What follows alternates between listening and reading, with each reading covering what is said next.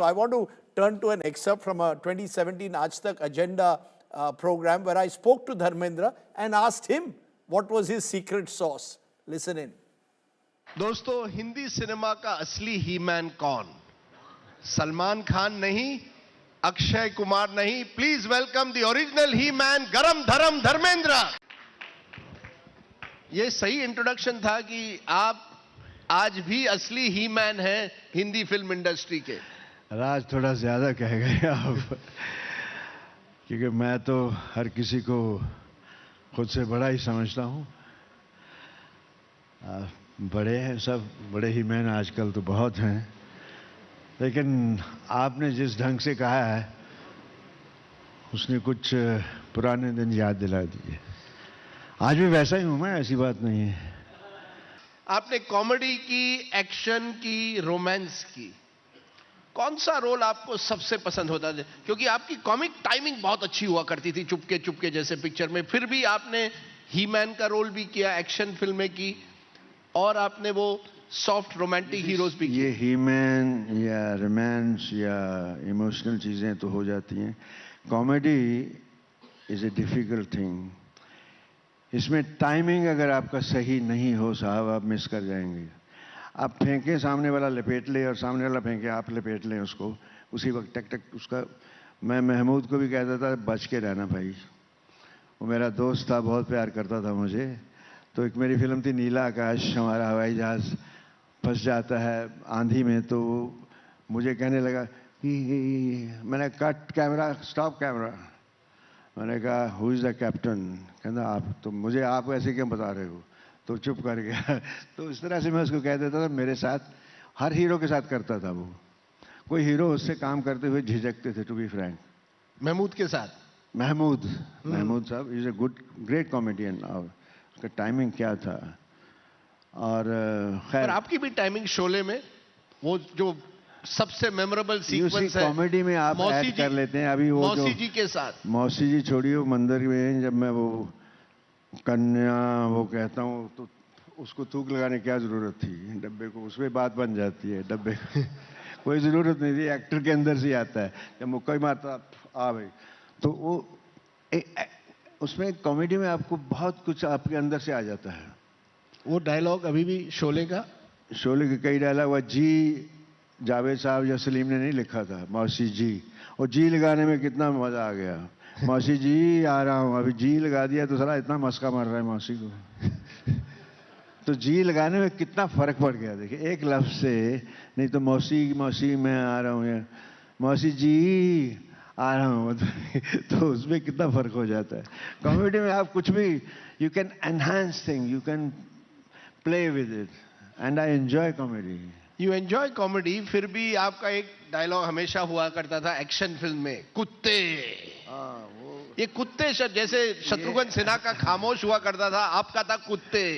ये कुत्तों से आपको इतनी नफरत क्यों थी? मुझे अच्छा नहीं लगता, लेकिन ये बहुत पॉपुलर हो गया. अब क्या करूं मैं, पता नहीं कैसे मेरे मुंह से निकल गया, जुबान से.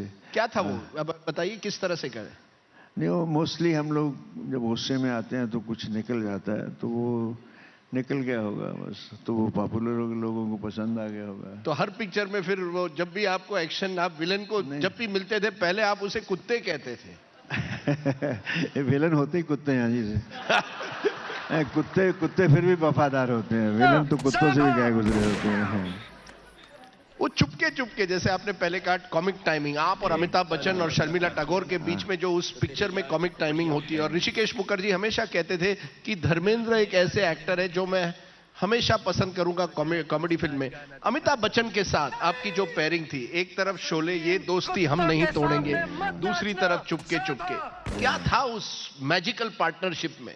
मुझे उसका तो नहीं पता, मुझे मालूम है मेरे अंदर क्या है. Is a good actor. उनकी टाइमिंग क्या है, उनकी आवाज़, जादू भरी आवाज़ है उनकी, तो वो ही कैन प्ले.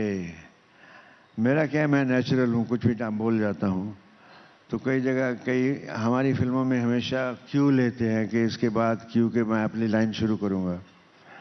लेकिन मैं कुछ भी बोल जाता था तो यार कहते तू लाइन मत चेंज किया कर. अभी एक फिल्म थी, ओम प्रकाश कॉमेडियन हमारे थे, तो एक पिक्चर में मैं उनके पाँव में गिरा हूँ कि दादाजी अगर आपने हमें माफ़ नहीं किया हम पैरों से नहीं उठेंगे। तो उनके पैर बहुत गोरे लगे मुझे, बहुत रंग।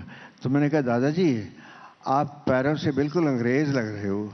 तो उनकी दाढ़ी खुल गई, मूंछ खुल गई, कहता ओए जटा मुझे ये डायलॉग कहाँ था। मैंने कहा जी आपके पैर मुझे बहुत अच्छे लगे। तो मेरे मुंह से निकल गया कि आप पैरों से अंग्रेज़ लग रहे हैं। पैरों से क्या अंग्रेज़ हो? तो ये आपने अपने डायलॉग खुद ही वहाँ फिल्म भी आ जाता है। कॉमेडी में यही बात है, कॉमेडी में नशा है।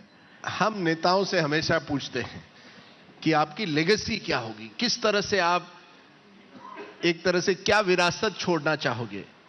अगर मैं आपसे पूछूं कि फिल्म इंडस्ट्री में किस तरह से धर्मेंद्र जी की क्या विरासत होनी चाहिए?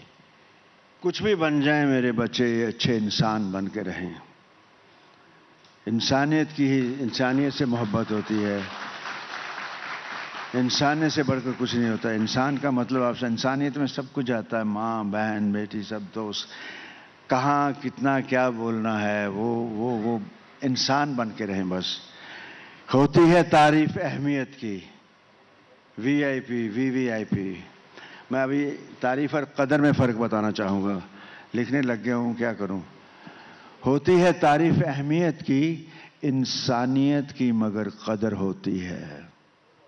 कदर देखिए साहब, होती है तारीफ अहमियत की, इंसानियत की मगर कदर होती है। तरजीह ना दे ओहदे को इंसानियत पे, बंदे पे खुदा की तब नजर होती है। अरे वाह, खेती से अभी भी बहुत लगाव है। सुना दूं कुछ? हाँ। मट्टी का बेटा हूं, मरते मरते भी कुछ कर जाऊंगा। मट्टी का बेटा हूं, मरते मरते भी कुछ कर जाऊंगा। उखड़ती बूढ़ी सांसों से चुरा कर चंद सांसें मैं, चीर के सीना धरती का फसल नई एक बो दूंगा। खेतों में हरियाली की चादर फिर जब बिछ जाएगी, खेतों में हरियाली की चादर जब बिछ जाएगी, उगाएगी जवानी मेरी, सांसों में सांसें भी आ जाएंगी। अरे वाह। फिर होके लथपथ मट्टी में मैं खेतों खेतों भागूंगा, नाचूंगा, गाऊंगा। और पकते पकते फसल सुनहरी जब हो जाएगी, लेके दाती हाथों में गाता गीत बैसाखी के, मैं सोने के ढेर लगा दूंगा, मैं सोने के ढेर लगा दूंगा। मिट्टी का बेटा हूं, मरते मरते भी कुछ कर जाऊंगा। The one and only Dharmendra.